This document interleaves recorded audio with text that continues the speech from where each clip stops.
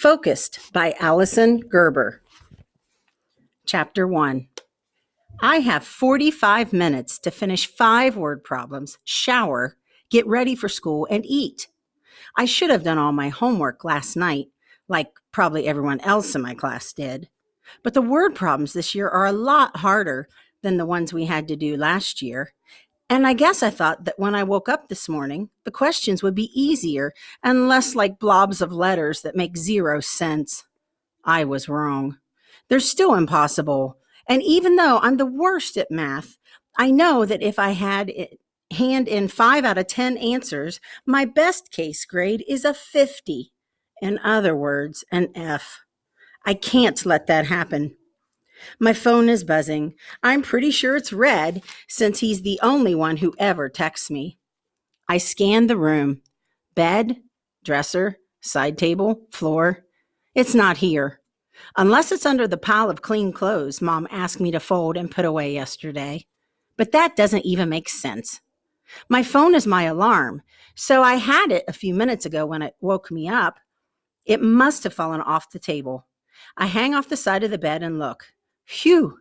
I pick it up, flip it over, and put it down next to me. I don't read the text. I can't let Red's message distract me from my homework. He'll totally get it when I tell him what happened. I mean, we're best friends, so he knows how my life will be ruined if I fail. I sit up and read the first word problem. 3 friends, Jane, John, and Joe, are dividing up the proceeds from their local lemonade stand. My stomach grumbles. I'm pretty hungry. Maybe I should shower, eat, and then do my homework. A toasted English muffin with melty peanut butter on one side and Nutella on the other might help me concentrate. Plus, it will only take me 15 minutes, and then I'll still have 30 to finish math. Done. Great plan. I shower as fast as I can, cover up my new forehead zit, gloss my lips, and throw on a light blue dress, because even though it makes me look like I'm trying too hard, a dress is an Insta outfit, and the clock is ticking. I don't have time to coordinate tops and bottoms right now. I need to make breakfast and get back to work. I grab my textbook and run out of my bedroom and down the hall 3 minutes earlier than I'd planned. Winning!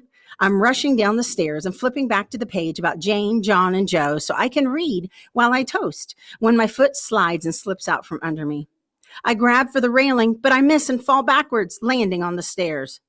What is wrong with me? Clea, are you okay? Mom asks, rushing over. I don't know. My voice sounds small and far away. Mom helps me up, and once I'm standing, everything in my body feels weird and shocked and stiff. She bends down to pick up my textbook, wraps her arm around me, and leads me into the kitchen. We sit down at the table, and she looks at me like she's really worried. I know we've talked about this before, but you need to slow down and take your time, sweetheart. If you try to do everything at once, you're going to end up getting really hurt. I want to scream because I already know falling and not finishing my homework is my fault, and none of this would have happened if I weren't so stupid and forgetful. But I don't want Mom to know about the word problems, so I nod and let her rub my back for a little longer. Henley walks into the room, puts a granola bar on the table in front of me, and grabs onto my arm. She's in the same purple overall she's been wearing every day for 2 weeks, ever since she turned 6.5 and decided she was old enough to be in charge of picking her own outfits. You scared me, she says, only she can't actually say the word scared, so it comes out sounding like skyweed. I'm okay, I assure her. Promise. She looks up at me with her big blue eyes, checking to be sure I'm telling the truth. I smile at her, unwrap the granola bar, and take a bite. Because even though I know being hungry isn't the reason I fell, I don't want my sister to think about me for another second when she already has so many other things to worry about, like speaking up in school and enunciating her words and all the things that are hard for her. If I can help it, at least one of us is going to have a good day. When I get to school, Red is waiting at our bench. As soon as I see him, I remember my phone. It's still in my room, and I never checked his message. Ugh, stupid. He starts talking before I even get there. So are we not best friends anymore? Because I'm pretty sure even sort of friends don't straight up ignore each other's texts. I'm sorry. We're definitely BFFs, I say. I'm the worst. I needed you to answer. He sounds annoyed. I won't do it again. I look at him when I say it because I want him to know I'm serious. I was trying to finish my math homework, which I didn't even do, and then I forgot my phone in my room. I'll write back next time. I promise. Okay, he nods. Thanks. What did you say in the text? I ask. That I hate my dad, and now we have to talk every other day because the lawyer says he deserves more quality time. Maybe he should have thought of that before he moved across the country. That's not okay, I say. Yeah, not really. He looks down at his sneakers. I wish there was something I could say to make it better, but I can't think of anything that will actually help. What are you going to do about math? He asks. I shake my head. No clue. I mean, I have it first period. Suggestions welcome. Don't save your homework for the morning, he grins. Because that's really helpful right now. You'll figure it out, he says. You always do. He has no idea how wrong he is. I look around Miss Pumi's room for the folded piece of paper that says Clea Adams. She moves the name tags every single class so we can always learn from a new perspective. I'd just rather sit in the same place. I spot my name and walk over to my assigned seat for the day, which is at the far corner of the room next to Dylan. Lucky me, not. He grunts a little when I sit down, like I'm bothering him, when he's the one who smells like ocean waves or some other gross boy-scented body mist that's making it hard for me to think about anything else. I should take out my notebook, but I don't want to look at my half-finished worksheet now or ever. I still don't have a plan, and I'm starting to get scared. I can't get a bad grade on anything or I won't be allowed on the chess team. Chess is a special elective at our school, which means we practice during the day twice a week and after school once a week. If your grades aren't good enough, you have to go to extra study hall instead. I need to make sure that doesn't happen, since chess is my number one favorite thing in the entire world. Maybe Miss Pumi will be so excited about teaching fractions that she'll magically forget to collect our homework. Then it'll be like this whole terrible blip of a morning never happened. Miss Pumi claps. I'd like to start out by reviewing the homework from last night as a class. We'll go through each of the 10 problems together. Could I have volunteers to show their work on the board? I raise my hand. This is my chance to A, participate, and B, prove that I did the homework. I just need to be one of the first 5 people picked because I don't have answers for the second half of the questions. Miss Pumi scans the room, looking at all the hands. Jason, 1. I reach up even higher and sort of wave my fingers around in the air a little, in case she didn't see me before, but her eyes pass right by me. Anna, 2. Ugh, don't freak out. It's not over yet. There's still 3 more chances. I stretch my arm up as high as it will go and look right at Mrs. Pumi because eye contact usually works in these situations. She glances back at me, and I'm pretty sure she's about to say my name. I hold my breath and cross my fingers. Please. Dylan, why don't you answer number 3? No, no, no. Dylan really doesn't need another chance to show off. He's already such a bragger. We all get it. Math is so easy for him. Angela, go ahead and start on number 4, and she pauses. Please pick me. Please, please.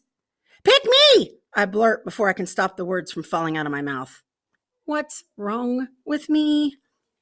You need to wait until you're called on, Miss Pumi chides. I hear someone giggle. I put my hand down and sink into my chair. Miss Pumi calls on a few other students, but I'm not listening. I keep my eyes glued to the floor and replay what I just did over in my mind until I hear, Clea, why don't you come on up and show us the answer to the last problem? I look up at her and shake my head. I'd like you to solve number 10, Miss Pumi says, and I can tell by her tone that she's not asking this time. Everyone is staring again. Their eyes are burning into me like they're all waiting for me to get up and figure out already instead of sitting here like a dummy. I pick up my textbook and walk over to the board. I need to figure out this fast. Joanna enters a baking contest in her town and wins a $350 5 cents on ingredients and $9.27 on equipment and $3.29 on marketing materials. What percentage profit did she make on her big win? I'm pretty sure I need to add, subtract, and then divide. But maybe that's wrong. I don't even know, and I'm running out of time. Is everything okay? Miss Pumi asks. Yes, I squeak. Stop messing up. Just focus. Pull it together. She can't know you didn't do your homework. I start writing the numbers on the board because I definitely can't add them up in my head. Mental math is impossible for me. I don't get how people can do it. I can barely remember the numbers I'm writing down. I have to keep looking back at the book so I don't get them all wrong. I add 5, 7, and 9 and then carry the 2 when Miss Pumi says, "That's enough. Can someone who did the homework please come up to the board?" I can't breathe. There's not enough air in the room. Ooh, someone says. Everyone laughs. Don't do that, Miss Pumi shoots them down.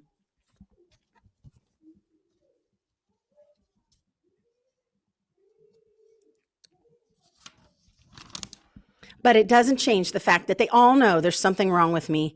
And now I'm definitely getting an F on the homework. No matter what I do, chess is going to get taken away. By the time I get to Spanish, almost every seat is taken. We're allowed to sit wherever we want, which is one of the many reasons Spanish is my favorite subject. But today, picking our own seats doesn't seem so great, because even though I can tell that it's a front row by the window kind of day, the only open desk is smack in the middle of the room. As soon as I slide into the chair, I feel cramped. Buenos dias, estudiantes, Senora Campos says, making her grand entrance in a black and white striped skirt and bright red sweater. I love when she talks to us in Espanol, like she knows we can handle it.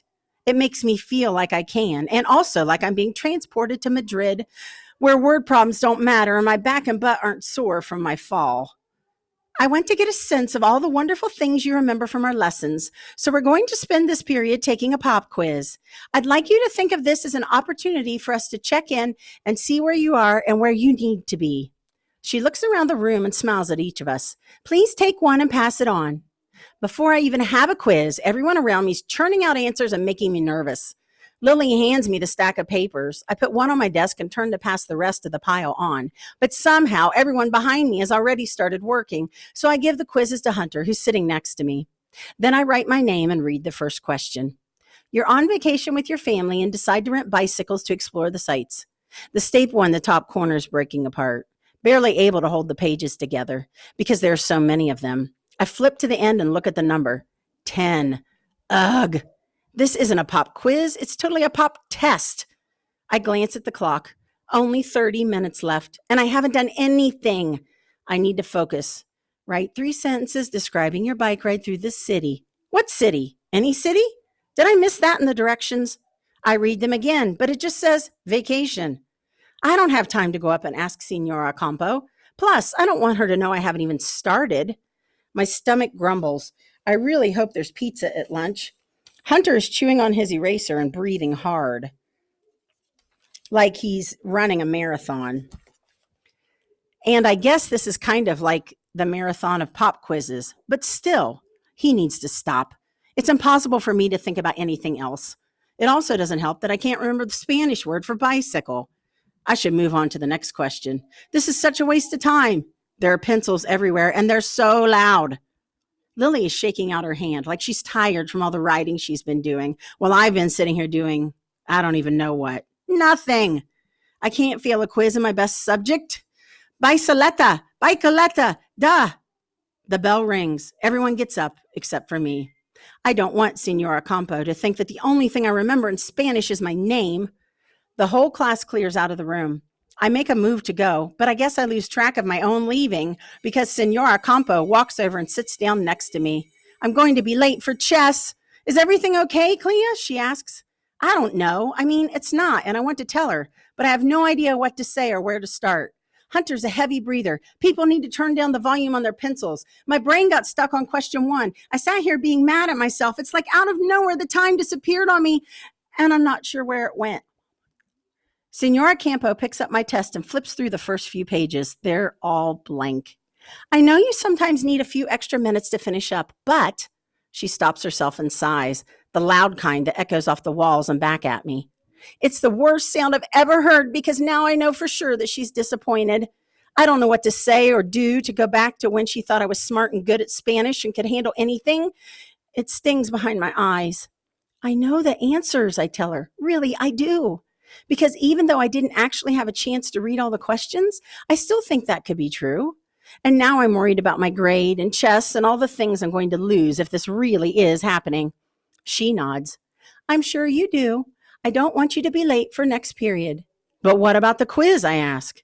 We'll see, she says. I know that's really not good.